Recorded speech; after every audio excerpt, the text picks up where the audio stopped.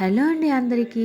Chicken అయినా veg అయినా ఏదైనా సరే మళ్ళీ మళ్ళీ తినాలనిపించే రెసిపీ ఏదైనా ఉందంటే ఖచ్చితంగా బిర్యానీ అనే చెప్తాను. చేసుకోవడానికి ఈజీగా ఉంటుంది, తినడానికి టేస్టీగా ఉంటుంది. ఈరోజు నైట్ డిన్నర్లోకి వెజిటేబుల్తో బిర్యానీ చేస్తున్నా. ఎన్నిసార్లు తిన్నా అస్సలు బోర్ కొట్టదండి. మళ్ళీ మళ్ళీ తినాలనిపించేలా ఇలా సింపుల్గా చేసేసుకోండి. ప్రాసెస్ కూడా పెద్ద కష్టమేమీ ఉండదు, తొందరగానే అయిపోతుంది. ఒక్కసారి కనుక ఇలా ట్రై చేసి చూసారంటే మళ్ళీ మళ్ళీ ఇలాగే చేసుకొని తింటారు.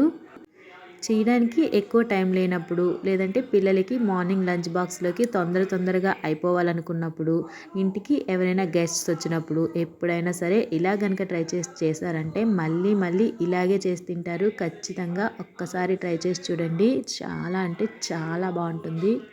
బిర్యానీ చేయడం కోసం ఒక కుక్కర్ తీసుకున్నాను. కొద్దిగా ఆయిల్ వేసి ఆయిల్ వేడెక్కిన తర్వాత బిర్యానీ స్పైసెస్ అన్నీ కూడా వేసుకున్నాను.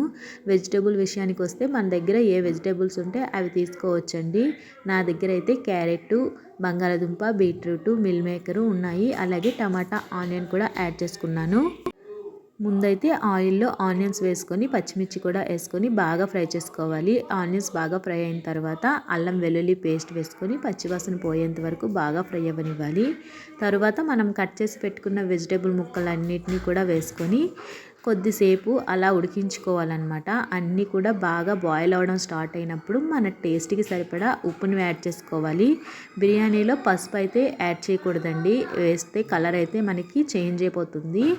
ఇంకా కూరగాయ ముక్కలన్నీ కూడా బాగా కుక్ అయిన తర్వాత మన టేస్ట్కి సరిపడా కారాన్ని అయితే యాడ్ చేసుకోండి. అలాగే మీ ఇంట్లో బిర్యానీ మసాలా ఏదైనా ఉంటే అది కూడా యాడ్ చేసుకోండి. నేనైతే ఇక్కడ ఏది కూడా యాడ్ చేయలేదు, అయినా కూడా టేస్ట్ చాలా బాగుంది.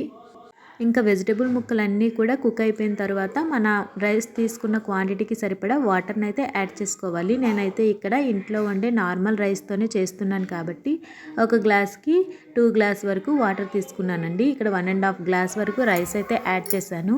అందుకోసమే 3 గ్లాసెస్ వాటర్ వేసుకొని వాటర్ కొద్దిగా బాయిల్ అవ్వడం స్టార్ట్ అయిన తర్వాత మనము ముందుగా నానబెట్టుకొని ఉంచుకున్న రైస్ని కూడా యాడ్ చేసుకోవాలి. రైస్ని యాడ్ చేసుకున్న తర్వాత ఒక నిమ్మ చెక్క వరకు పిండేసుకొని మూత పెట్టేసుకొని ఒక 2 విజిల్స్ వచ్చేంత వరకు ఉడికించుకుంటే మనకి టేస్టీగా బిర్యానీ అయితే రెడీ అయిపోతుందండి. చాలా అంటే చాలా బాగా వచ్చింది. ఒక్కసారి ట్రై చేయండి. వీడియో నచ్చితే లైక్ చేయండి, వెంటనే ఛానల్ని సబ్స్క్రైబ్ చేసుకోండి.